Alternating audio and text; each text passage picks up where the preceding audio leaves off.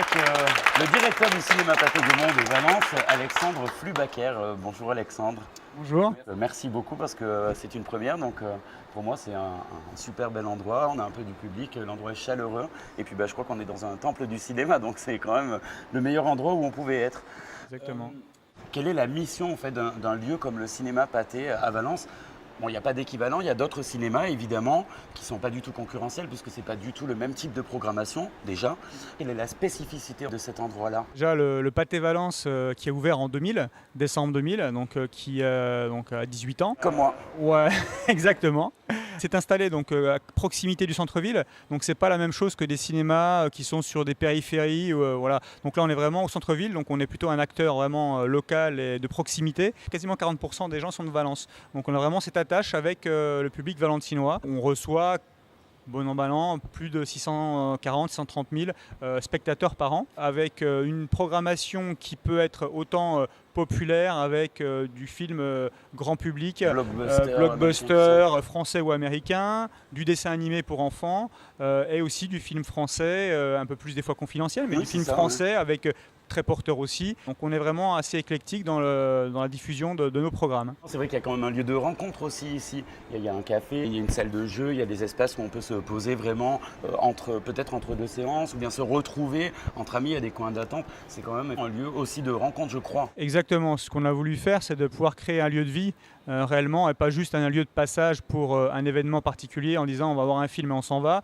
C'est de se dire on peut venir et prendre un café, aller avec les enfants à la salle de jeu ou sans enfants d'ailleurs, hein, il y a des grands enfants qui viennent jouer. Oui, tout à fait. Se dire voilà, je viens à Valence, ce Pathé Valence et je vais voir un film. En même temps, je peux rester un peu et me restaurer et jouer.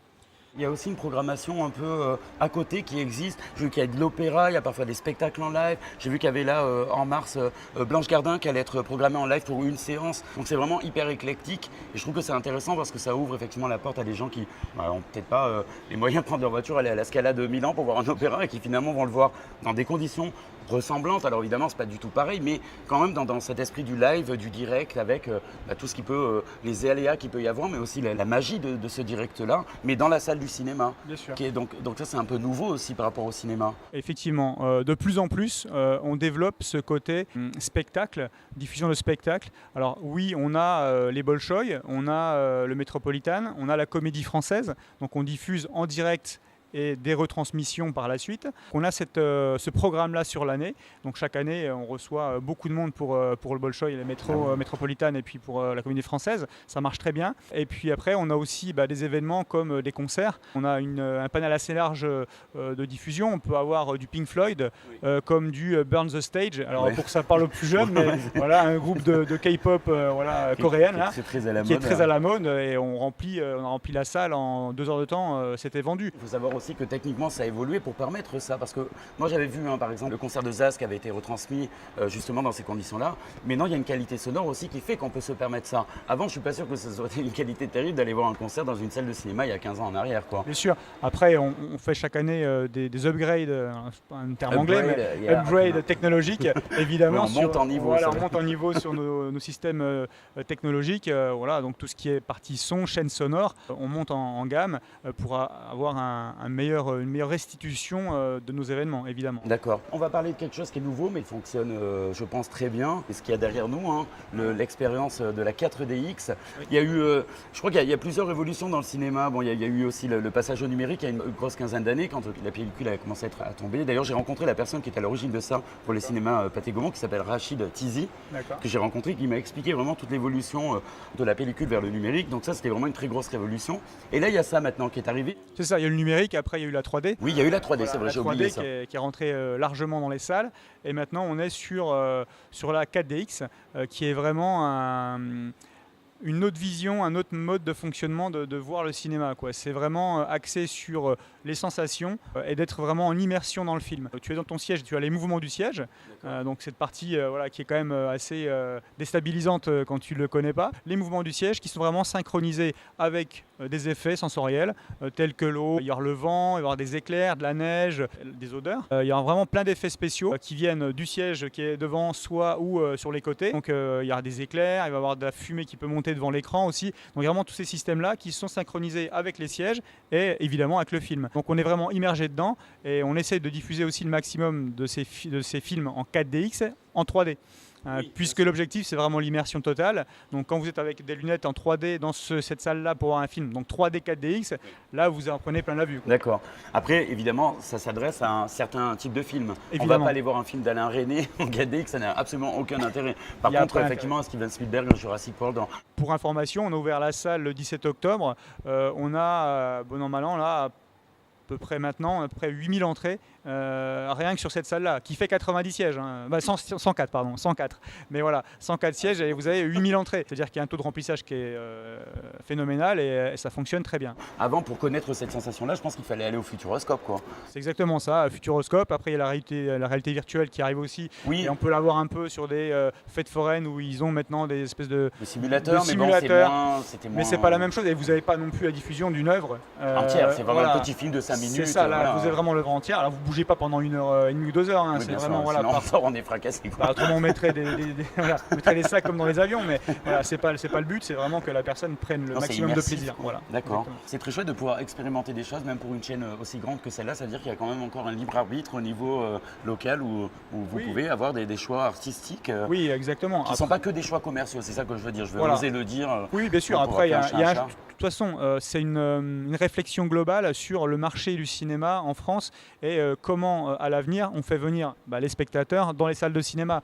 C'est ça, c'est aujourd'hui diffuser une œuvre, c'est bien, ça parle à beaucoup de public et parce qu'ils viennent pour un film. Il y a une conjecture économique aussi voilà, à prendre en compte. Voilà, mais c'est bien sûr, mais c'est se dire comment on peut faire venir aussi un public qui est jeune, qui va sur Netflix, qui va sur et comment on fait sortir du canapé et comment on fait venir dans les cinémas. Pas forcément chez Pathé, mais particulièrement chez Pathé, en tout cas, voilà. Sûr, mais pour moi, je l'ai évidemment. Mais par contre, c'est qui viennent dans les cinémas, qui renouent aussi avec du cinéma. Et voilà, donc des nouvelles technologies comme ça, il y a d'autres nouvelles technologies qui sortent. Ça fait venir les gens et ça fait voir le cinéma différemment. C'est vrai qu'avec l'explosion d'Internet, ça a un peu tué l'industrie puisque les films qui étaient à l'affiche pouvaient être retrouvés dans une qualité absolument médiocre, mais qu'on retrouvait immédiatement sur Internet. Donc il a fallu amener quelque chose qu'on ne peut pas retrouver en téléchargeant dans son canapé, quoi. C'est ça. Alors ça n'a pas tué le film parce que sur les dernières années, on est plutôt en évolution, en progression. Ça repart. Voilà. Après, ça dépend effectivement de chaque programmation, de chaque année et de ce qui sort. Mais l'année dernière, on a fait un record de fréquentation en France pour le cinéma. Il n'y a pas une fuite des spectateurs du cinéma. Par contre, c'est comment on fait pour les garder et comment on fait pour leur offrir quelque chose de sympathique. Et ce qui est nouveau, c'est plutôt par rapport aux films qui sortent, c'est la durée de diffusion. C'est-à-dire que ça se raccourcit beaucoup. On est dans l'immédiateté, on est dans des donc après les distributeurs, et les réalisateurs, ça c'est compliqué pour eux. Oui, mais à un moment donné, c'est le film, il doit fonctionner de suite. C'est une semaine, 15 jours, et puis après ça décline rapidement parce qu'il se retrouve sur les sites de streaming, etc. Donc vraiment l'œuvre, il n'y a pas une déperdition, mais le film sort, les salles se remplissent rapidement et fortement, et après on passe à autre chose. Mais il y a vraiment ces films-là, une rotation assez importante du film aujourd'hui. Je suppose qu'aujourd'hui, il faut en parler quand même, il y a aussi toute une étude technologique qui est menée pour la lutte contre ça. C'est-à-dire ne serait-ce que déjà dans la salle de cinéma de façon extrêmement concrète, c'est-à-dire la personne qui vient avec sa caméra pour filmer en loose day, on essaye d'immédiatement la stopper. Après, on a un service de sécurité, on est aussi sur le fait qu'on fait confiance à nos spectateurs. Tout à fait. Ils sont avertis au moment où ils achètent leur ticket. C'est dans l'engagement avec... c'est moral aussi. Voilà, l'engagement moral. On va commencer à fouiller tous les gens. Bon, bien sûr, évidemment, on ne va pas enlever les téléphones des poches des gens. Ouais, mais après, on joue... Voilà. Après, les gens sont quand même citoyens et concernés. C'est-à-dire que quand il y a quelqu'un qui commence à filmer en plein milieu, ils viennent nous voir, ils sortent de la salle, ils viennent voir en disant il y a quelque chose qui se passe qui n'est pas normal. Parce que c'est pénible en plus, quoi. Voilà, exactement, c'est pénible, il y a un écran. Donc, mais ça arrive très rarement. Honnêtement, chez nous, ça arrive très rarement. Voilà. C'est parfait.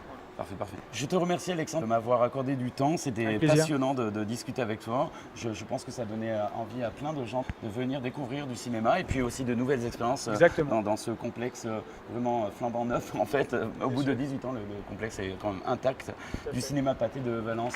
Merci beaucoup. C'était Viva Cinéma, votre émission de cinéma sur Mistral TV. On se revoit très bientôt.